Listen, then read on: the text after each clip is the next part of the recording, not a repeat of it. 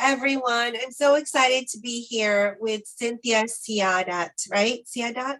Yeah, Siadat, you got it. Yeah. We're here with baby Isa, who's not a baby Yes, anymore. He's my little already. toddler. So yeah, we're so happy to be with you, Dr. Abby. Oh yeah, I'm glad I can meet Isa and we can talk. Yeah. We often talk about the mental health of Filipino Americans on different levels. So I talk a lot about communication, you talk a lot about our psychology and our brains and relationships and all of that. So it's 2023 and you and I both run across people who are like, oh my goodness, as a Filipino, I experienced this too, you know, and it's like we share this common suffering, you know, and we don't know how to navigate it. When you think of all the work that you've done with couple conversations and other counseling and people, all your speaking and all of that, what would you say are maybe the top 3 things that come up? And I could probably guess, but I want to see where we both stand. That come up as common, really, really common problems in our Filipino American diaspora and our whole experience. I think the first thing that comes to mind for me is a sense of loneliness, a sense of feeling not in community, but craving community. I was just talking to somebody about that because I was like, we're so like kapwa, all together. But then you're like, no, in this like kapwa life that we're supposed to be like all in it together, we're lonely. How is that? I mean, I'm like, when I'm talking about kapwa with my Fil-AM clients and just talking about like how we're feeling lonely, and that it can be lonely because we're straddling 2 different cultures.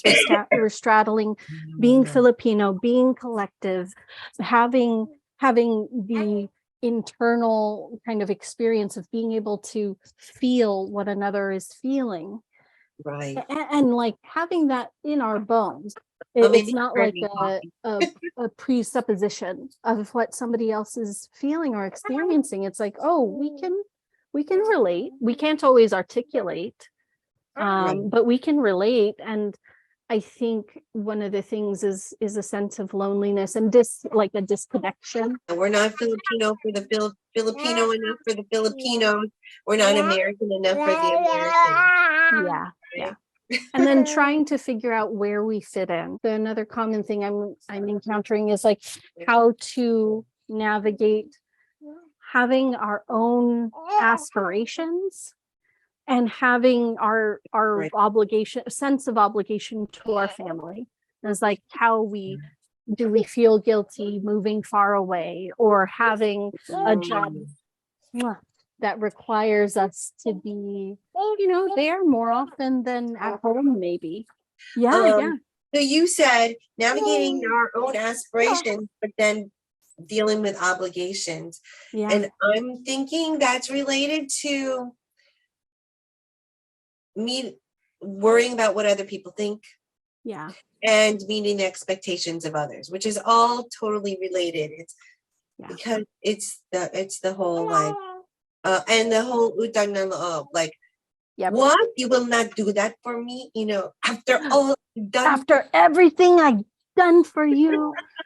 And it's like, or like the more passive version of like, no, I want you to be happy enough. You go, I'll be fine. And it's like, oh no, you're gonna be like thinking about this 20 years from now or whatever. So it's like trying to navigate that. And then the last thing, which I actually do think is quite important, is like, it's probably even coming in now, but like articulating how we feel, what we want, figuring out what we want. I've never been asked what I wanted. I've never been asked what I thought about something. And then suddenly people are in high levels of leadership in their organization. That's the third thing. The last one, saying how we feel, speaking up. speaking up, right? Like speaking up, knowing Yeah. what we want to say, knowing what we want. Because you know why? Because when you were little, it was just kind of like you do what you're told. You do what you're told. Like if you ask, it would be like, why are you asking? Imagine, he asked for that. It's like, how dare he ask? How dare he? And it's like, wait, but they just asked. You can say no. It's like and that kind of stuff is, or like, you know, the unfortunate experience that many people have had is like asking or articulating or saying something and having it be met with that kind of like, how dare you? It's like, how dare you ask? How dare you say that? It's like, I was listening to Angela Garbs. She wrote this book that I'm reading right now, another Filipino American, called Essential Workers, I believe, or Essential Work. Let me just. How do you spell her last name? Garbes. Essential Labor. Oh. She wrote that book, and she wrote Like a Mother. And her book was listed in the New Yorker this past year. So she's like doing a thing. She had mentioned an instance of also asking a question and then walking away with that feeling of like, what a stupid question for you to ask. There are many cultures that are like, it does hurt to ask. Yes. You will lose points, you will lose respect, you will never earn back, and don't expect anything afterwards because you asked. Yeah. And in the relationship between like parent and child, you'll lose love. You'll lose appreciation or acceptance. And it's like, man, how painful. Yeah. Like, and not that the parent meant it that way. Like I've had plenty of experiences like that with my own parent. Yeah. I know me and grandma had those experiences, and I know she loves me. It's just she did not have the kind of information that I now have and that we now have. Right. Not to mention the generational trauma that she's had to go through. Right. So my mom has been listening to my videos on YouTube where I talk through this, speak up enough, speak up for yourself. Don't ignore, say what you need to say, because you're a good person, because you care, because, and I talk about all these things. And mom says, this is so gut-wrenching. She said, when I watch your videos, Abby, it makes me cry because of all those times I did not speak up, and so many things in my life I can't reverse now. Yeah. So I'm like, oh gosh, you're right. Our parents didn't have the information. They did not. They had only what was given to them, and with that, they tried to navigate this. They did. Many first generation immigrants tried to navigate this life, trying to survive here, oftentimes not with the communities they were brought up in. Right. So and very, very lonely.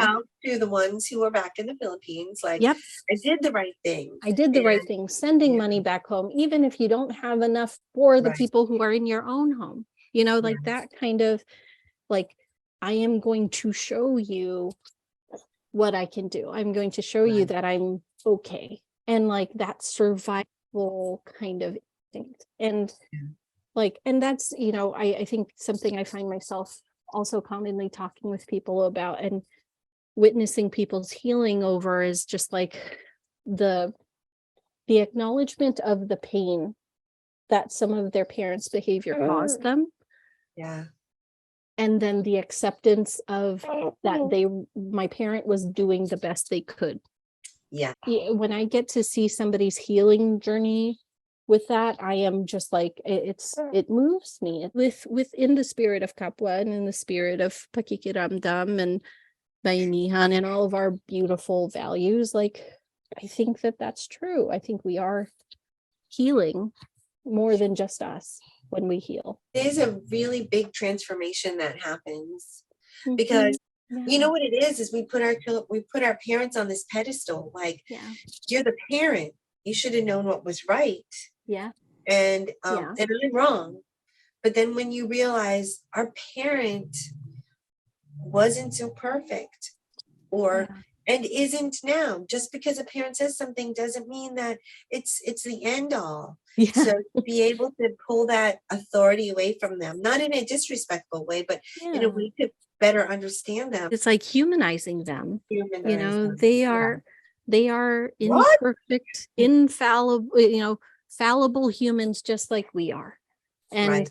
and there's like it's an interesting thing. I mean, Dr. Abby, your wisdom has had more bound in time than mine in this arena. But like, as a new mom, I am like, oh, I am absolutely doing my best by this little person, Yeah. And you okay, so I thought I did everything perfectly well, really, really well. And then my daughter went off to college. She came back from college one day, and the thing is, I teach in my position. I teach leadership. I teach, and I lead the children's leadership programs and all this stuff, right, in the Filipino community. So my daughter comes home from college and she says, "Mom, I figured it out. I'm not a leader." And I was kind of like, wash your mouth out with soap. What do you mean you're not a leader? You like did all these things. And she's like, yeah, but Mom, if you think about it, I did those things with a little piece of paper where you told me the 52 steps to running an entire event. So I'm a good follower. I can put out fires along the way. I can make decisions, but I never created the initial plan. I never generated that from a scratch piece of paper to all of that. I just follow instructions like a recipe. So then I realized, and at first I was like, okay, well, let me figure out all the other things that I didn't teach her and teach her now while she's home for the summer, but then it's like, well, let me correct my teaching here. Yeah, I was like, I need to make sure this summer I teach her everything I didn't teach her, in all aspects of life, so that now she'll be better. But then I said, you know what? I think I did an amazing job. I did way better than a lot of people. I did everything I knew how to do. Yes. In the best way of that your I ability. could. Yes, exactly. To the best of my ability. And if it didn't include anything, I have to just trust that the events of your life and God's guidance in your life will bring you everything else that I didn't give you. And I just have to let it go with that, because when you turn 18 or when you left the house, they say, oh, this is going to be tough for you when you get to that point. But they say, for years, you were the captain of the ship. But then when they leave, you're the lighthouse on the shore. Yeah. Oh my gosh. You're That's no longer beautiful. on that ship. You're blinking like crazy, like alert, alert, alert. And she's going the wrong direction. And she's there. You're there only when she looks back to see which way. Oh my gosh. Yeah. Yeah. So at some point I had to just let her go. But so funny. That came up in a session I was in earlier. We were talking about the relationship between my client and their parent. And like, they were just talking about how going back home, of course, we all just came through the holidays, going back home, their automatic thing is to like kind of clam up. And part of that is because parent had not yet grown. It sounded like grown with their child, their now adult child in their 30s, hadn't yet grown past, you are like, you're my toddler who I need to, I'm going to hold my hand. Like, I need to tell you, hold my hand. Don't throw the spoon. Don't grab this. Don't eat that. Drink don't the eat water. That. It's like, it's all of that.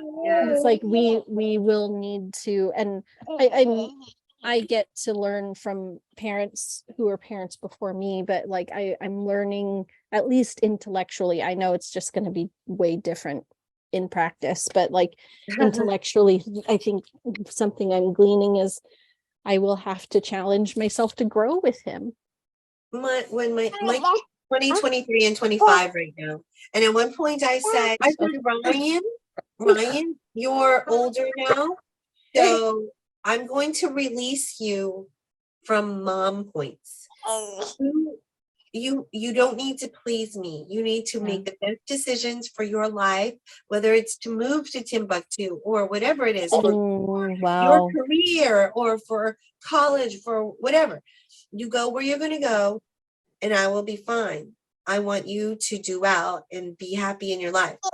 And he was like, and yeah, I'm going through this whole you do you parenting phase, right? You do you, kids. And the thing is, he goes, okay, mom, but what if I like mom points? And I was like, well, whether you like them or not, I'm releasing you. So so, and I have to tell that to myself. I'm releasing them, so that's it. So I love that we went over the 3 main things. I mean, if I know that we could talk forever about all of these, but oh my gosh, let me just go through them again. Okay. And then challenge everybody to continue to look for the solutions. Think of it. Think of these things in advance before they become worse problems, knowing that you're not alone in handling this. I mean, follow Cynthia on Instagram, follow me in my videos on YouTube, and keep reading the books like Essential Labor, like all the Filipino books, my book, Speak Up and Knock, and I mean Filipino American psychology, all of these things, because they're there as support. So number 1 is the fact that we're lonely because we're trying to balance being Filipino and American at the same time, and we're trying to figure out where do we fit in. You're not alone in thinking that. It's something we're constantly challenged with. Secondly, the fact that we have to navigate our aspirations versus our obligations and deal with all the expectations placed upon us by other people. And then the last one is saying how we feel and what we want. Find your voice. Don't be afraid to dream, to wish, do your vision board, decide what you want for yourself, and then, follow our content so that you know how to process this in your mind and then how to act upon it so that you could start feeling more free in your life. You can talk to, definitely DM message. I know, I just to mention that Michelle Mercado, who's another therapist, she and I have our podcast now. Did I tell you that? We have our podcast. You mentioned it on the Instagram, I think. It's called Ask Your Authors. And so we're talking, it's just us 2 Filipino Americans talking about mental health. Just like this, which is what we need. I mean, we just need to have the conversations again and again and over and over. And have a wonderful 2023. We can't wait to see all your content and learn from the Ates. Yes, thanks, Dr. Abby. It's so good to get to spend time with you again. Bye, Isa. Bye. Thank you, Dr. Abby.